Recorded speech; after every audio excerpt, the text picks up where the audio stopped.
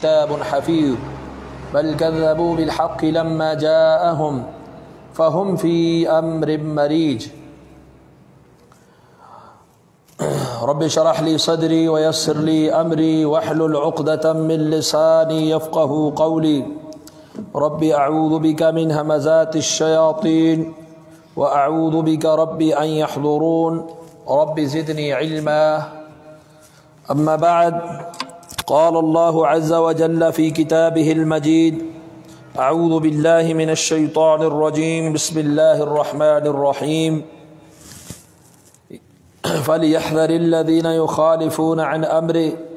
أن تصيبهم فتنة أو يصيبهم عذاب أليم۔ حمد و ثنا تعریفات کبریائی بڑائی اور عظمت اللہ ذو الجلال والاکرام رب العالمین احکم الحاکمین کے لیے ہے۔ درود و سلام سید المرسلین حبیب کبریا خاتم الانبیاء جناب محمد الرسول اللہ صلی اللہ تعالی علیہ وآلہ وصحبہ وسلم کی ذات گرامی اقدس مطہر پر۔ معزز سامعین، گزشتہ جمعۃ المبارک کے خطبہ میں آپ نے سماعت فرمایا ہے کہ ایسے کون سے اعمال ہیں جن کے بارے میں رسول اللہ صلی اللہ علیہ وسلم نے فرمایا ان کے مرتکبین کے بارے میں کہ لیس منا، وہ ہم میں سے نہیں۔ لیس منا کا مفہوم بھی آپ کے سامنے رکھا تھا، لیس من اہل طریقتنا و سنتنا، وہ ہمارے طریقے ہماری سنت پر نہیں، ہمارے کامل دین پر نہیں۔ ان میں خوش الحانی سے، خوش آوازی سے قرآن مجید کو نہ پڑھنے والا اور سنت رسول صلی اللہ علیہ وسلم سے بے رغبتی کرنے والا، جادو کرنے والا یا جس کے لیے جادو کیا گیا، کہانت کرنے والا یا جس کے لیے کہانت کی گئی، بدفعلی کرنے والا یا جس کے لیے بری فعل نکالی گئی، ڈاکہ مارنے والا، مال لوگوں کے چھیننے والا، اور ایسی چیز کا دعوے دار جو اس کی نہیں، کسی اور کی چیز دبا کر اس کا دعویٰ کرنے والا، تو ان کے بارے میں رسول اللہ صلی اللہ علیہ وسلم نے فرمایا یہ ہم میں سے نہیں، لیس منا۔ اب اسی بات کو ہم آگے بڑھاتے ہیں۔ نبی کریم صلی اللہ علیہ وسلم کا فرمان ہے صحیح مسلم کے اندر، صحیح بخاری کے اندر، صحیح بخاری میں حدیث نمبر 7070، صحیح مسلم کے اندر حدیث نمبر 98۔ سیدنا عبداللہ بن عمر رضی اللہ تعالی عنہما حدیث کے راوی ہیں، فرماتے ہیں کہ نبی کریم صلی اللہ علیہ وسلم نے فرمایا من حمل علینا الصلاح فلیس منا۔ اب یہاں پر ایک اور عمل بیان کیا کہ جس شخص نے ہم پر اسلحہ اٹھایا وہ ہم میں سے نہیں، یعنی کسی مسلمان کے اوپر ہتھیار اٹھانے والا، اس کے خلاف اسلحہ اٹھانے والا وہ ہم میں سے نہیں۔ تو مسلمانوں کا قتل کرنا، فتنہ اور فساد مسلمانوں کے درمیان برپا کرنا، ان کی خون ریزی کرنا، یہ کتنا بڑا جرم ہے کہ صرف ان کے خلاف اسلحہ اٹھانے والا، فرمایا اس کا ہمارے ساتھ، ہمارا اس کے ساتھ کوئی تعلق نہیں ہے۔ کسی کو قتل کرنا تو دور کی بات، صحیح مسلم کی حدیث نمبر 101، سلمہ بن اکوع رضی اللہ تعالیٰ عنہ فرماتے ہیں نبی کریم صلی اللہ علیہ وسلم نے فرمایا من صلی علینا السیف فلیس منا، جس شخص نے ہماری طرف تلوار سونتی وہ ہم میں سے نہیں، یعنی تاننا جس کو کہتے ہیں آپ، اسلحہ، تلوار، چھری، کوئی بھی چیز ایسے کسی طرف صرف تان رہے ہیں، سونت رہے ہیں صرف، یعنی مار نہیں رہے، اس کے بارے میں بھی فرمایا فلیس منا، وہ ہم میں سے نہیں۔ اور صرف یہی نہیں کہ جدید ہتھیار ہوں یا تلوار ہو، کوئی بھی لوہے کی چیز، اس کے بارے میں بھی نبی علیہ الصلوۃ والسلام کی وعید موجود ہے کہ آپ کسی مسلمان کو لوہے کے ساتھ مارے، خون ریزی کرے، اس کو زیادہ نقصان پہنچائے۔ چنانچہ صحیح مسلم کے اندر حدیث نمبر 2616 ہے، سیدنا ابو ہریرہ رضی اللہ عنہ روایت کرتے ہیں نبی کریم صلی اللہ علیہ وسلم نے فرمایا من اشار الی اخیہ بحدیدۃ فإن الملائکۃ تلعنہ، جس شخص نے اپنے بھائی، کسی بھی مسلمان بھائی کی طرف یا اپنے بھائی کی طرف لوہے کے ساتھ اشارہ کیا، اس میں آپ لوہے کی چھری لیں، چاقو لیں، کینچی لیں، تلوار لیں، کوئی بھی اور چیز لے لیں، کوئی بھی چیز لوہا، فرمایا جس نے اشارہ کیا، اشارہ، ابھی مارا نہیں، صرف تانا اس کی طرف، اشارہ کیا اس کی طرف، اللہ کے رسول صلی اللہ علیہ وسلم نے فرمایا فرشتے اس کے اوپر لعنت کرتے ہیں، اللہ کے ملائکہ فرشتے اس کے اوپر لعنت کرتے ہیں۔ وَإِن كَانَ أَخَاهُ لِأَبِيهِ وَأُمِّهِ، اگرچہ وہ اس کا سگا بھائی، ماں اور باپ کی طرف سے بھائی کیوں نہ ہو، اگر کسی کا خونی رشتہ ہے، سگا بھائی ہے، اس کی طرف بھی جو لوہے کا اشارہ کرتا ہے، اللہ کے ملائکہ فرشتے اس کے اوپر لعنت کرتے ہیں، وہ ملعون ہو جاتا ہے۔ تو اس سے یہ بات ثابت ہوتی ہے قتل کرنا بہت آگے کی بات ہے، صرف اس کی طرف اسلحہ کا اشارہ کرنا، لوہے کو اس کی طرف تان دینا، کسی کو لوہے کے ساتھ اشارہ کرنا، یہ ایسے اعمال ہیں نبی کریم صلی اللہ علیہ وسلم نے فرمایا وہ ہم میں سے نہیں۔ پھر ایک اور عمل ہے دھوکہ دینا، فریب کرنا، فراڈ کرنا۔ نبی کریم صلی اللہ علیہ وسلم کا فرمان صحیح مسلم حدیث نمبر 102، دیگر کتب احادیث کے اندر بھی موجود، من غش فلیس منی، جس نے دھوکہ کیا وہ ہم میں سے نہیں۔ اس حدیث پاک کا سبب ورود نبی کریم صلی اللہ علیہ وسلم ایک بازار کے اندر تشریف فرما ہوئے، آپ صلی اللہ علیہ وسلم نے ایک ڈھیر دیکھا، غلے کا ڈھیر، اور اس ڈھیر میں غلہ، تو آپ صلی اللہ علیہ وسلم نے اس کے اندر ہاتھ داخل کیا، فادخل یدہ، جب آپ نے اپنا ہاتھ داخل کیا تو آپ کے ہاتھ کو نمی محسوس ہوئی، طری محسوس ہوئی۔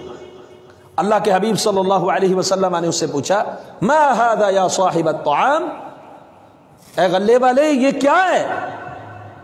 اس نے کہا اللہ کے رسول بارش برسی تھی اور بارش برسنے کی وجہ سے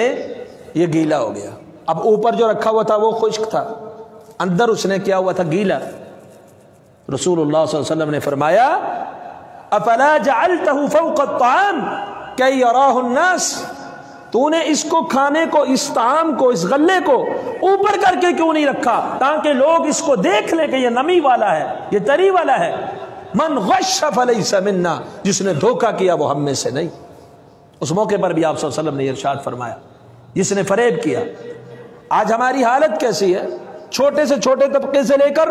بڑے سے بڑے طبقے تک اکثر لوگ، کچھ لوگ نہیں بھی کرتے، اللہ نے ان کو توفیق دی، اللہ ماشاءاللہ، لیکن اکثریت دال گانے کی، فریب کرنے کی، دھوکہ دینے کی، اور سمجھنے والا یہ سمجھتا ہے شاید میں کسی کو الو بنا کے خود مکار بن گیا ہوں، چلاک نہیں، ایسا چلاک نہیں، یہ حرام خور بنا ہے۔ یہ رسول اللہ صلی اللہ علیہ وسلم نے اس کے متعلق بڑی سخت ڈانٹ ڈپٹ فرمائی کہ لیس منا، وہ ہم میں سے ہے ہی نہیں جو دھوکہ کرتا ہے، جو فریب کرتا ہے، اپنے عیب کو، اپنے نقص کو کسی کو پھنسانے کے لیے چھپا کے رکھنا، اپنی چیز کے عیب کو چھپا کے رکھنا، یہ دھوکہ، یہ فراڈ ہے۔ اور اس طرح دیگر کئی بھی عیوب اور نقائص سے۔ اب رشتہ کرنے جاتے ہیں، وہاں گھر والے اگر اس کا نقص چھپا کے رکھیں یا بڑھ چڑھ کے بیان کریں، آپ رشتہ کرنے جاتے ہیں، اب اپنے لڑکے کے حوالے سے کہہ دیں بہت پڑھا لکھا ہے، اندر سے ان پڑھ ہو، بہت بڑا کاروباری ہے، کھانے کے لیے کچھ نہ ہو، اس طرح کے جھوٹی باتیں، جھوٹے فریب، دھوکے، اور جو ہمارے یہاں اکثر ہوتے ہیں۔ لازمی نہیں کہ آپ غلے میں دھوکہ کریں گے تو اس میں کوئی بھی کام ایسا ہے جس میں دھوکہ دہی سے کام لیا گیا ہے، فرمایا فلیس منا۔ آج ایک آدمی کہتا ہے جی بہت مہنگائی ہے، بڑا مسئلہ ہے، یہ ہے وہ ہے، عام ایک مزدور ریڑھی والا، آپ اس سے سبزی خریدنے جائیں، فروٹ خریدنے جائیں،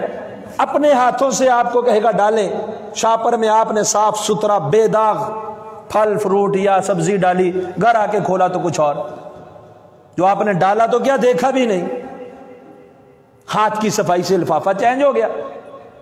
فرمایا فمن غش فلیس منا، جو ایسے دھوکے کرتا ہے، فریب دیتا ہے، اس کا ہمارے ساتھ کوئی تعلق نہیں ہے، وہ ہم میں سے نہیں۔ اس طرح نبی کریم صلی اللہ علیہ وسلم کا فرمان ہے، سنن نبی داؤد کے اندر 2175 نمبر حدیث ہے، اللہ کے حبیب صلی اللہ علیہ وسلم نے فرمایا لیس منا من خبب امرأة على زوجها، وہ شخص ہم میں سے نہیں جس شخص نے کسی عورت کو اس کے خاوند کے خلاف بھڑکایا۔ کوئی بھی مرد ہے یا عورت ہے، کسی بھی خاتون کو اس کے خاوند کے خلاف ابھارتی ہے، بھڑکاتی ہے، بدظن کرتی ہے، اس کا دل برا کرتی ہے، تو فرمایا لیس منا، وہ ہم میں سے نہیں۔ اصل میں خاوند اور بیوی کے درمیان تفریق، فساد اور فتنہ، یہ بہت سارے فتنوں کو جنم لیتا ہے۔ اس سے کئی مضر اثرات اولاد کے اوپر بھی پڑتے ہیں، خاندانوں کے اوپر بھی پڑتے ہیں، معاشرے کے اوپر بھی پڑتے ہیں۔ اور ہمارے ہاں یہ کام بڑے زور و شوروں سے ہوتا ہے۔ کئی مرتبہ لڑکی کے گھر والے وہ اپنی بیٹی کو اکساتے رہتے ہیں، ساس جس کو کہتے ہیں، وہ اپنی بیٹی کو اکساتی رہتی ہے، کئی دفعہ اوس پڑوس والے، کئی دفعہ سہیلیاں، کئی دفعہ کون کہ وہ تو ایسا ہے، نکما ہے، فلاں ہے، تاکہ اس کا مرتبہ، اس کی عزت، اس کا شرف اس کے دل سے کھر جائے اور اس کے دل میں اس کے لیے نفرت پیدا ہو۔ جب نفرت پیدا ہو پھر تفریق آ جاتی ہے، تفریق آ جائے پھر معاشرے کے اندر فساد برپا ہو جاتا ہے، خاندانوں کے اندر بگاڑ آ جاتا ہے، نسلیں آنے والی فساد کے ان کے لیے بھی ایک فساد کا پیش خیمہ ثابت ہوتا ہے۔ اور یہ شیطان کا پسندیدہ مشغلہ یہی ہے، جیسا کہ صحیح مسلم کے اندر حدیث ہے، نبی کریم صلی اللہ علیہ وسلم نے فرمایا، 2813 نمبر حدیث ہے صحیح مسلم کے اندر، فرمایا کہ ابلیس اپنا تخت لگاتا ہے اور کارکردگی پوچھتا ہے اپنے چیلوں سے، چیلے اس کو آ کر کارکردگی سناتے ہیں، میں نے آج فلاں کام کیا، میں نے آج یہ کر دیا، میں نے آج وہ کر دیا، اپنی کارروائی سناتے ہیں۔ وہ کہتا ہے ما صنعت شیئا، تو کچھ بھی کیا ہی نہیں، کیا کیا، تو چھوٹے موٹے کام ہیں۔ پھر ایک چیلا اس کو یہ کہتا ہے ما ترکتہ حتی فرقت بینہ وبین امراتہ، میں نے تو اس کو فلانے آدمی کو چھوڑا ہی نہیں، یہاں تک میں ان کے پیچھے لگا رہا کہ میں نے اس کے گھر کو ہی برباد کر دیا، میاں اور بیوی کے درمیان میں نے تفریق ڈال دی۔ اور میں وہ اس کو کہتا ہے نعم انت، سب سے اچھی کارروائی تیری، فرسٹ آیا، پہلی پوزیشن تیری۔ اور حدیث کے راوی کہتے ہیں کہ میں سمجھتا ہوں وہ اس کو اپنے سینے کے ساتھ لگا لیتا ہے کہ سب سے اچھا کام جو کر کے آیا ہے تو کر کے آیا۔ وجہ کیا ہے؟ یہ ایک فساد نہیں، اس سے کئی فساد ہوں گے، باقیوں نے جو کچھ کیا وہ ایک ایک کر کے کیا، لیکن اس نے تو ابتدا کی معاشرے کی بگاڑ اور خرابی اور فساد کی۔ تو اس شیطان کا پسندیدہ مشغلہ اور پسندیدہ کام زوجین کے درمیان تفریق۔ تو اللہ کے رسول صلی اللہ علیہ وسلم نے فرمایا جو شخص یہ شیطانی کام کرتا ہے، عورت کو خاوند کے خلاف بھڑکاتا ہے، من خبب امرأة علی زوجها، جس سے گھر اجڑتے ہیں، گھروں کی بربادی ہے، فرمایا فلیس منا، اس کا ہمارے ساتھ کوئی تعلق نہیں۔ پھر فرمایا اسی حدیث میں او عبدا علی سیدہ، 2175 نمبر حدیث صحیح ابو داؤد کے اندر صحیح سند سے، یا کسی غلام کو اس کے آقا کے خلاف بھڑکانے والا، وہ بھی ہم میں سے نہیں۔ آج کل تو یہ دور ہی ختم ہو گیا غلاموں والا، پہلے لوگوں کے غلام ہوتے تھے، جنگوں میں غزوات میں آتے، قیدی ہو کے آتے یا جس طرح بھی، تو جو ان غلاموں کو اپنے آقا اور سید کے خلاف کر دے، ابھارے، ان کے دلوں میں نفرتیں ڈالے تاکہ وہ غلام بھاگ جائے وہاں سے، اس کو چھوڑ کے ہی اس سے بغاوت کر لے، فرمایا وہ شخص بھی ہم میں سے نہیں۔ اور جہاں تک تعلق ہے غلام کے علاوہ عام خادم جو ہمارے معاشرے موجود ہے، آپ کا کوئی خدمت گار ہے، مزدوری لے کے کوئی کام کرنے والا ہے، خادم ہے، آپ کی کسی شعبے کے اندر وہ ملازمت کرتا ہے، اس ملازم کو یا خادم کو بگاڑنا، ابھارنا، وہ بھی ساری اس کا مصداق ہے۔ جیسا کہ مسند امام احمد کے اندر حدیث نمبر 9157 ہے، نبی کریم صلی اللہ علیہ وسلم کا فرمان من خبب خادما علی اہلہا فلیس منا، جس نے کسی خادم کو، ملازم کو اس کے اہل سے یعنی ان مالکوں سے بدظن کیا، وہ ہم میں سے نہیں، اس سے اس کا ہمارے ساتھ، ہمارا اس کے ساتھ کوئی تعلق نہیں ہے۔ اس کے ایک اور فعل ہے جو جامع ترمذی کے اندر حدیث نمبر 1920 ہے، ابو داؤد کے اندر حدیث نمبر 4993 ہے۔ نبی کریم صلی اللہ علیہ وسلم نے فرمایا لیس منا من لم یرحم صغیرنا ویعرف شرف کبیرنا، جو شخص چھوٹوں کے اوپر شفقت اور رحم نہیں کرتا وہ ہم میں سے نہیں، جو شخص بڑوں کا شرف فضیلت نہیں پہچانتا وہ ہم میں سے نہیں۔ ابو داؤد کے الفاظ ہے یعرف حق کا کبیرنا، جو بڑوں کا حق نہیں پہچانتا وہ ہم میں سے نہیں۔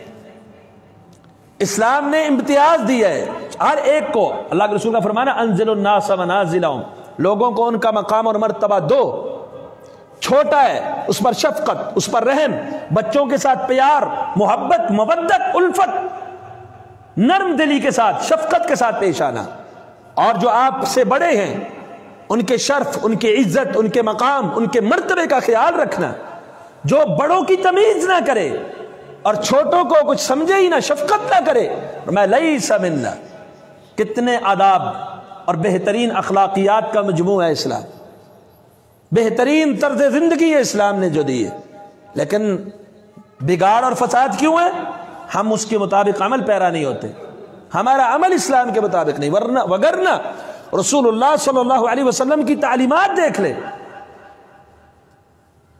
آپ نے تو اس کی اور بھی فضیلت بیان کی ہے، جو حالانکہ یہ ایک ایک حدیث جو میں بیان کر رہا ہوں الگ الگ موضوع پر، اس پر پورا عنوان بھی بنایا جا سکتا ہے، میں صرف وہ احادیث آپ کے سامنے رکھ رہا ہوں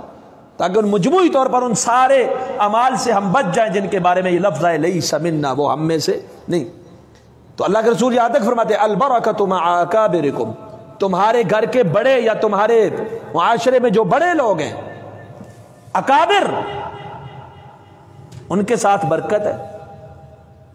آپ مسواک تھماتے ہیں، کسی کو بڑے کو دیتے ہیں، محفل لگتی ہے بولنے کا حق پہلے بڑے کو دیتے ہیں، یہ ادب، یہ احترام ہے۔ فرمایا من لم یرحم صغیرنا، جو شخص چھوٹے کے اوپر شفقت رحم نہیں کرتا، چھوٹے کا جو حق ہے وہ اسے نہیں دیتا، وَيَعْرِفْ شَرَفَ كَبِيرِنَا، اور جو کبیر ہے، بڑے ہیں، ان کے شرف کو، ان کی فضیلت کو پہچانتا نہیں ہے، ان کی عزت، ان کو مقام اور مرتبہ نہیں دیتا، لیس منا، وہ ہم میں سے نہیں۔ اسی طرح صحیح بخاری کے اندر حدیث ہے، حدیث نمبر 1297، نبی کریم صلی اللہ علیہ وسلم نے فرمایا لیس منا من ضرب الحدود، غم میں، مصیبت میں، پریشانی میں اپنے رخسار پیٹے، اپنے چہرے کو مارے، ضرب الحدود، اپنے چہرے کو مارنا، جو اپنے چہرے کو پیٹتا ہے، وشق الجیوب، اور پریشانی کے عالم میں، غم میں وہ اپنے گریبان کو چاک کرتا ہے، اپنے کپڑے پھاڑتا ہے، ودعا بدعوى الجاہلیہ، اور جاہلیت جیسی پکار پکارتا ہے، نوحہ کرتا ہے، ماتم کرتا ہے، بین کرتا ہے، فرمایا لیس منا، وہ ہم میں سے نہیں۔ کوئی بھی فوت ہو جائے ہمارے معاشرے میں، خصوصاً خواتین، وہ ایسی ایسی باتیں کرتی ہیں وہاں پر اللہ سے گلے شکوے اور اونچی آواز سے آؤ بکا، رونا، چیخنا، چلانا، جس کو کہتے ہیں بین کرنا، اور بعض پڑوس اوس والی جن کو غم صدمہ معمولی بھی نہیں ہوتا، بس وہ اپنی روٹین پوری کرنے کے لیے ہماری میت پر یہ روئے تھے، ان کی میت پہ ہم روئیں گے، وہ بھی اونچی آواز سے روتے ہیں۔ صدمہ ہو، پریشانی ہو، غم ہو، فطرتی طور پر آنکھوں سے آنسوؤں کا جاری ہو جانا، دل مغموم ہو اور انسان کا رونے بیٹھ جانا، اس میں کوئی قباحت نہیں ہے، نہ اس پہ انسان کا کوئی اختیار ہے، لیکن ایک زور زور کرنا، چیخنا، چلانا، اور عجیب قسم کے بعض علاقوں میں، دیہاتوں میں لوگوں نے وہ دوڑے بھی جوڑے ہوئے جو میت کے اوپر بیٹھ کر پڑھتے رہتے، جس کو بین کہتے، نوحہ، ماتم کرنا، فرمایا لیس منا، وہ ہم میں سے نہیں۔ نبی کریم صلی اللہ علیہ وسلم کا فرمان ابو داؤد کے اندر 3130 ہے، لیس منا من حلق ومن سلق ومن خرق، جو اپنے کپڑے پھاڑے، اپنا سر مونڈ دے، چیخو پکار کرے، لیس منا، وہ ہم میں سے نہیں۔ تو بین اور نوحہ، ماتم، اور بعض لوگ محرم الحرام کے اندر سیدنا و امامنا و محبوبنا حضرت حسین رضی اللہ تعالی عنہ کی شہادت کے المناک اور کربناک واقعے کی وجہ سے وہ بین اور ماتم اور نوحہ کرتے ہیں، اور سوگ کے لیے اور بھی بہت سارے کام انتظام کرتے ہیں، یہ بھی درست نہیں۔ آپ فرماتے ہیں اپنے آپ کو پیٹنا، مارنا، مارنے والا ہم میں سے نہیں، اپنا گریبان چاک کرنا ہم میں سے نہیں، پکار پکارنا، اونچا اونچا ہائے ہائے کرنا، فرمایا وہ ہم میں سے نہیں ہے۔ فقہ جعفری کے اندر یہاں پر ایک بات اور بھی نوٹ کر لیں، ایک روایت ملتی ہے جس سے یہ ثابت کیا جاتا ہے کہ ویسے تو ماتم کرنا، نوحہ کرنا، بین کرنا امام جعفر الصادق رحمت اللہ تعالی علیہ کے نزدیک بھی جائز نہیں، اور حقیقت بھی ایسے ہی ہے۔ نوحہ، بین اور ماتم حضرت امام جعفر الصادق رحمہ اللہ کے نزدیک بھی جائز نہیں ہے، ناجائز ہے۔ فقہ جعفری کے مطابق بین، نوحہ اور ماتم جائز نہیں، جو قرآن کا حکم ہے صبر کرنا وہی حکم ہے، لیکن وہ کہتے ہیں کہ صرف سیدنا حسین کی شہادت پر نوحہ کیا جا سکتا ہے، باقی حرام. تو وہ روایت بھی ثابت نہیں ہے. خود اہل تشیع حضرات کے نزدیک بھی وہ حدیث سندن صحیح ثابت نہیں ہے. ویسے تو وہ ہے ہی نہیں صحیح سندن، لیکن ان کے ہاں جو اصول ہے ان کے مطابق بھی وہ روایت سندن صحیح نہیں ہے. تو فقہ جعفری کے مطابق بھی چاہے سیدنا حسین رضی اللہ عنہ کے واقعہ کے اوپر نوحہ ہو یا عمومی حالت میں کوئی ماتم اور کوئی نوحہ ہو، دونوں صورتوں کے اندر نوحہ جائز نہیں ہے. کیوں؟ امام الانبیاء جناب محمد الرسول اللہ صلی اللہ علیہ وسلم کا فرمان عالی شان ہے، لیس منا من ضرب الحدود وشق الجیوب ودعا بدعوى الجاہلیہ. جو شخص اپنے گریبان کو چاک کرتا ہے، مصیبت پریشانی اور غم میں اپنے آپ کو پیٹتا ہے، مارتا ہے، اپنے چہرے کو مارتا ہے، اور جو جاہلیت کی پکارتے ہوئے اونچی آواز سے چیخو پکار کرتا ہے، نوحہ بینڈ ماتم کرتا ہے، لیس منا، اس کا ہمارے ساتھ کوئی تعلق نہیں ہے. ایک اور عمل ہے جو امام مسلم نے اپنی صحیح کے اندر روایت کیا، حدیث نمبر 1919 نبی کریم صلی اللہ علیہ وسلم نے فرمایا، من علم الرمی ثم ترکہ فلیس منا. جس شخص نے نشانہ بازی سیکھی، تیر اندازی سیکھی اور پھر اس کو چھوڑ دیا، وہ ہم میں سے نہیں. تو اس حدیث کا مطلب یہ ہے، جہاد کے لیے جو لوگ ٹریننگ لیتے ہیں، اس دور میں تو تیر اندازی تھی، دور سے نشانہ بازی تھی، آج کے دور میں بھی نشانہ بازی ہے، یا اس طرح دیگر جو ٹریننگ ہے جو جہادی قوت کے لیے، جیسے کہ اللہ سبحانہ وتعالیٰ نے قرآن مجید کے اندر فرمایا، وَأَعِدُّوا لَهُم مَّا اسْتَطَعْتُم مِّن قُوَّةٍ، جتنی تمہارے پاس طاقت ہے اتنا تمہیں قوت کو تیار کرنا چاہیے. مسلمان کو ایک قوی ہونا چاہیے. المؤمن القوی خیر واحب الی اللہ من المؤمن الضعیف. مومن قوی ہونا چاہیے. اور اللہ نے فرمایا کہ قوت کو تیار کرو. وہ قوت کیا ہے؟ اسلحہ کا استعمال، نشانہ بازی، تیر اندازی. لیکن جو شخص اس فیلڈ میں آتا ہے، جہاد کے لیے ٹریننگ لیتا ہے، نشانہ بازی کو سیکھتا ہے اور نشانہ بازی سیکھنے کے بعد چھوڑ دیتا ہے، بھول جاتا ہے اس کو، پھر جب زندگی میں کبھی اسلام کو ضرورت پڑے مسلمان کی تو اس کو کچھ بھی نہیں آتا، سیکھا سکھایا ہوا، ٹریننگ یافتہ، سمجھا سمجھایا ہوا، اس وقت بالکل بیکار ہو جاتا ہے، نکارا ہو جاتا ہے. فرمایا من علم الرمیہ، جس نے نشانہ بازی، تیر اندازی سیکھی، جہادی ٹریننگ لی، ثم ترکہ، پھر اس کو ترک کر دیا، چھوڑ گیا اور بھول گیا اس کو، فلیس منا، وہ ہم میں سے نہیں ہے. اسی طرح نبی کریم صلی اللہ علیہ وسلم کا فرمان ہے جامع ترمذی کے اندر، حدیث نمبر 2761 نمبر، زید بن ارقم رضی اللہ عنہ حدیث کے راوی. یہ حدیث مسند امام احمد کے اندر بھی ہے، سنن النسائی کے اندر بھی ہے. رسول اللہ صلی اللہ علیہ وسلم نے فرمایا، من لم یأخذ من شاربہ فلیس منی. جو شخص اپنی مونچھوں کو نہیں کاٹتا وہ ہم میں سے نہیں. من لم یأخذ من شاربہ فلیس منا. شارب مونچھ کا وہ حصہ جو لب کے اوپر آتا ہے، ہونٹ کے اوپر، جو اس کو تراشے گا نہیں، کاٹے گا نہیں، آپ صلی اللہ علیہ وسلم نے فرمایا اس کا ہمارے ساتھ کوئی تعلق نہیں. آج کل کئی لوگوں کا رواج بن چکا ہے بڑی مونچھیں رکھنے کا، مونچھیں لٹک کے دوسرے ہونٹ سے بھی نیچے آ رہی ہوتی ہیں، منہ کا پتہ ہی نہیں ہوتا کہاں ہے، بڑی بڑی مونچھیں. تو اسلام کی روح کے مخالف ہے یہ فیشن. یہ ایک فیشن تو ہو سکتا ہے، لیکن نبی کریم صلی اللہ علیہ وسلم نے سخت ناپسندیدگی کا اظہار فرمایا. فرمایا جو مونچھیں تراشتا نہیں، یہ لبوں کے اوپر سے اس بالوں کو کاٹتا نہیں، شارب ان کو کہتے. فرمایا فلیس منا، وہ ہم میں سے نہیں. آپ صلی اللہ علیہ وسلم خود بھی اپنی مونچھوں کو تراش لیا کرتے تھے. اور آپ صلی اللہ علیہ وسلم کا یہ فرمان تو بخاری میں، مسلم میں، دیگر بہت ساری کتب احادیث میں، اور آپ کئی بار سنا ہے، پڑھا ہے، سمجھتا ہے یار آدمی. آپ صلی اللہ علیہ وسلم کا فرمان کیا ہے؟ وَعْفُ اللِّحَا، داڑھی کو معاف کر دو، وَقَصُّ الشَّوَارِبِ، اور مونچھوں کو کاٹ دو. مونچھیں پست اور داڑھی کا بڑھانا یہ رسول اللہ صلی اللہ علیہ وسلم کا فیشن ہے. یہ فیشن، یہ ادا ہم کو اپنانی چاہیے. ویسے تو یہاں پر میں ایک بات کروں گا اور پیش کی معذرت کے ساتھ کروں گا اگر کوئی ناراض ہو. ہم سمجھتے ہیں کہ رسول اکرم صلی اللہ علیہ وسلم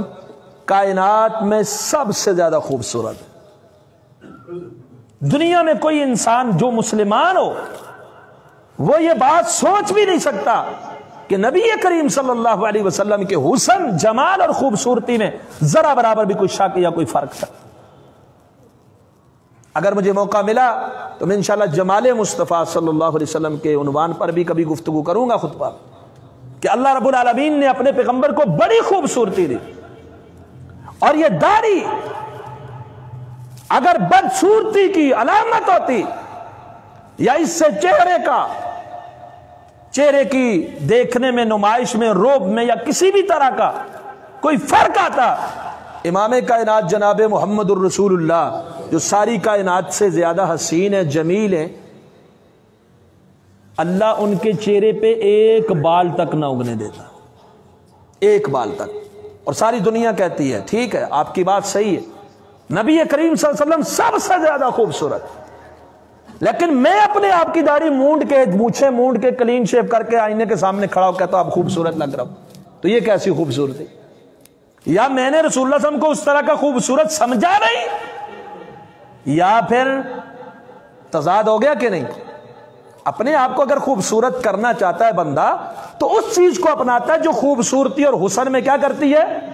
اضافہ۔ آپ عطر، خوشبو، پرفیوم کوئی بھی چیز لگاتے ہیں کس کے لیے؟ آپ کا جسم معطر ہو، خوشبو ہے۔ کوئی دنیا میں ایسا آدمی بھی ہے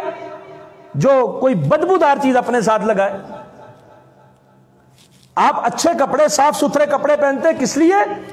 لباس ڈھانپنے کے ساتھ ساتھ آپ کی خوبصورتی ہے، آپ کا جمال ہے۔ تو اگر داڑھی کو ہم جمال سمجھتے تو استعمال کرتے ہیں، اگر داڑھی کو ہم جمال نہیں سمجھتے ہم اس کو ہٹا دیتے۔ کبھی آپ نے کوئی آدمی دیکھا جو سمجھے کہ لباس خوبصورتی میں اضافہ ہے، صاف ستھرا، لیکن میں گندا پہنوں گا سوائے مجنون اور پاگل گئے؟ اگر ہم سمجھتے ہیں تو اس کا مطلب کیا ہے؟ ہم دل سے اور ہیں، زبان سے اور ہے، اندر سے کچھ اور ہے، باہر سے کچھ اور ہے۔ اگر ہم سمجھتے ہیں کہ کائنات کے سب سے حسین ترین ہستی امام کائنات جناب محمد الرسول اللہ صلی اللہ علیہ وسلم ہے، تو وہ داڑھی سمیت خوبصورت تھے کہ داڑھی کے بغیر؟ وہ مونچھیں بڑی رکھ کے خوبصورت سے کہ آگے سے مونچھوں کو کاٹ کے پست کر کے؟ آج دنیا کا کوئی بھی آدمی کسی بھی شعبے میں، کرکٹر ہے، ہاکی کے میچ والا ہے، کسی اور شعبے کا مشہور آدمی ہے، اس کا فیشن دیکھ کے ہمارے نوجوان ویسا فیشن اپنا لیتے ہیں، اگرچہ دیکھنے میں کتنا ہی قبیح کیوں نہ ہو، دیکھنے میں اگرچہ کتنا ہی قبیح کیوں نہ ہو، ہیئر سٹائل، بالوں کا سٹائل یا چہرے کا کوئی بھی سٹائل دیکھنے میں برا ہی لگ رہا ہو، لیکن اپناتے ہیں کہ اس کا ہے۔ لیکن ساری کائنات کے امام، سید ولد آدم، امام الانبیاء، ان کی ادا، پھر ہم کہتے ہیں ہم محبت کرتے ہیں۔ محبت وہ کرتا ہے جو محبوب کی اداؤں کو پسند کرتا ہے، جسے محبوب کی ادائیں بھاتی نہ ہو، ججتی نہ ہو، وہ محبوب سے محبت کا دعوے دار تو ہے لیکن حقیقی محبت نہیں کرتا۔ اس لیے میں نے پیش کی معذرت کی تھی، ہم کہتے ہیں کہ ہم بڑے پکے مومن ہیں، بالوں کا اگر وزن کیا جائے داڑھی کے بالوں کا تو زیادہ سے زیادہ کتنے کلو ہوگا جی؟ کلو تو نہیں نا، کلو میں ہے، گراموں میں کتنے گرام ہوگا؟ جس ایمان سے چند گرام کا وزن اپنے چہرے پہ اٹھانا برداشت نہیں ہے، وہ ایمان ہمیں پل صراط سے لے کے پار چلا جائے گا۔ یہ کیسی تقسیم ہے؟ تو نبی کریم صلی اللہ علیہ وسلم کا فرمان، جو مونچھیں بڑھاتا ہے، کاٹتا نہیں ہے، بڑی بڑی مونچھوں کا شوقین، لیس منا، وہ ہم میں سے، ہمارا اس کے ساتھ کوئی تعلق نہیں، اس کا ہمارے ساتھ کوئی تعلق۔ اس طرح ابو داؤد کے اندر حدیث ہے 3253، اور یہ جو بات کی اگر تلخ ہو ہے حقیقت، پیش کی معذرت کی تھی داڑھی بغیر والے بھائیوں سے۔ تو نبی کریم صلی اللہ علیہ وسلم کا فرمان 3253 نمبر حدیث سنن ابی داؤد کی،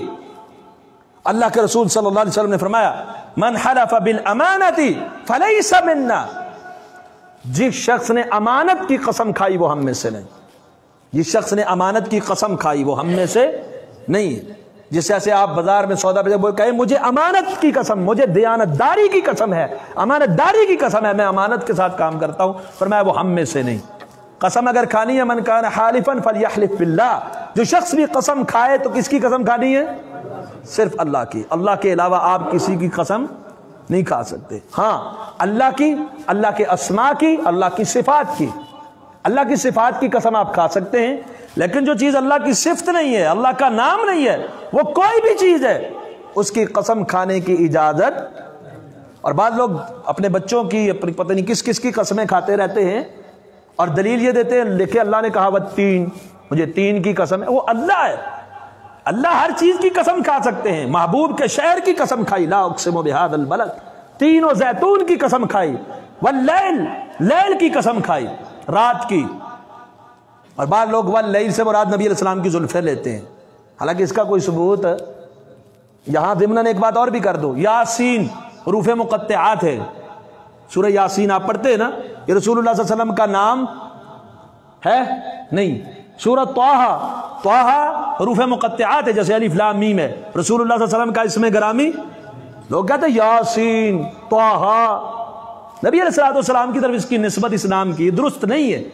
یہ حروف مقطعات ہیں، رسول اللہ صلی اللہ علیہ وسلم کے اسماء نہیں ہیں۔ تو اسی طریقے سے نبی کریم صلی اللہ علیہ وسلم نے کی قسم کھانا یا کسی اور چیز کی قسم کھانا یہ جائز اور درست نہیں۔ اللہ کھا سکتے کسی بھی چیز کی قسم، اللہ نے اپنے پیغمبر کی زندگی کی قسم کھائی، لعمرک،